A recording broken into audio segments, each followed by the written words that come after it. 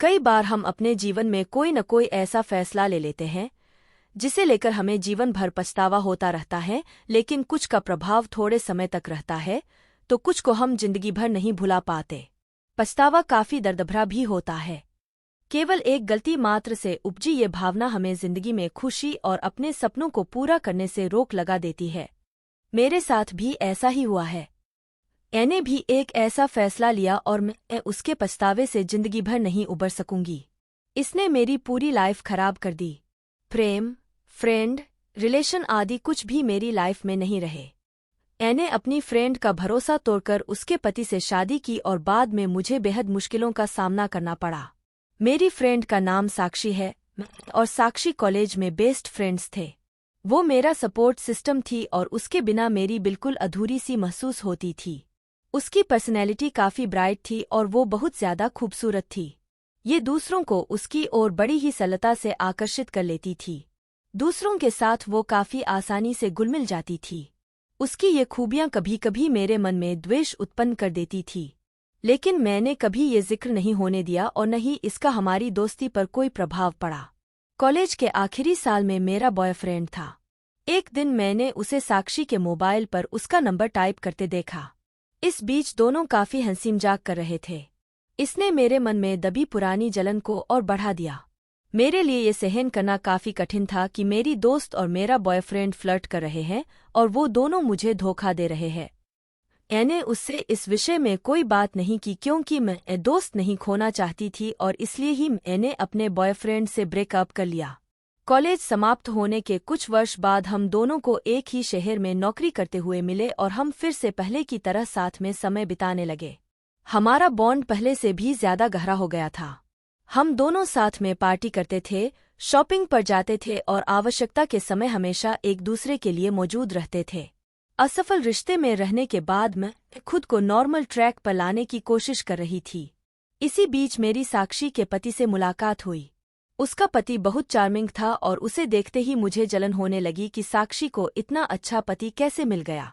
ये चौंकाने वाली चीज नहीं थी, लेकिन मैं उसकी ओर आकर्षित हो गई थी। मैं बार बार यही सोचती रहती थी कि मुझे इतना अच्छा साथी क्यों नहीं मिल सकता। दोनों प्यार में डूबे हुए थे और ये चीज भी मुझे परेशान करती थी और एक दिन वो हुआ जिसने सब कुछ गलत होने की शुरुआत कर दी। मैं साक्षी के घर गई थी। साक्षी ने मेरे से कॉफी के बारे में पूछा और वो कॉफी लेने किचन में चली गई थी। वो उसका पति अकेले थे।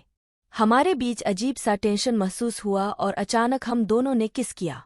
हमारा दिल तेजी से धड़कने लगा।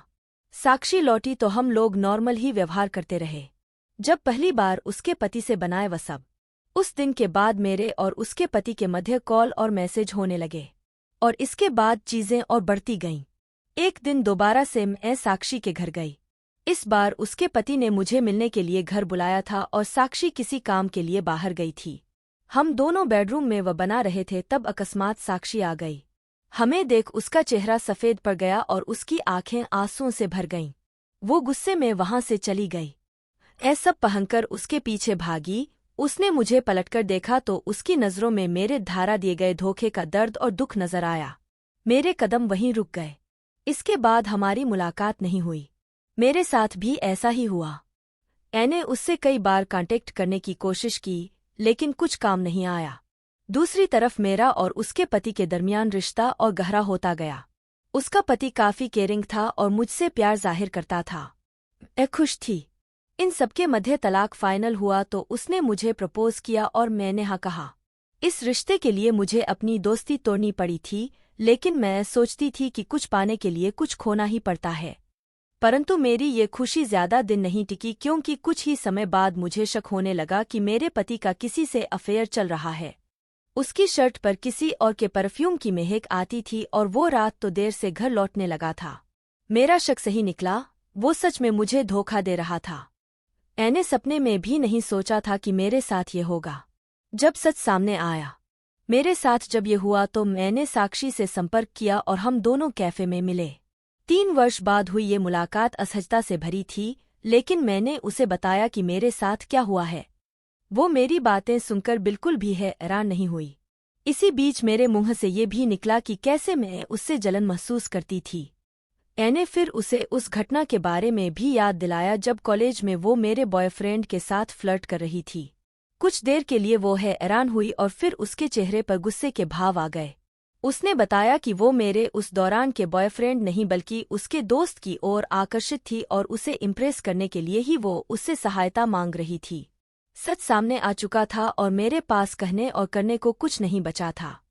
एने अपनी जिंदगी की सबसे बड़ी गलती की थी और जिसकी वजह जलन थी। मैं बयां नहीं कर सकती कि मुझे इसका कितना पछतावा है, लेकिन मैं जानती हूं कि अब सब तबाह हो चुका है और कुछ नहीं बदल सकता है।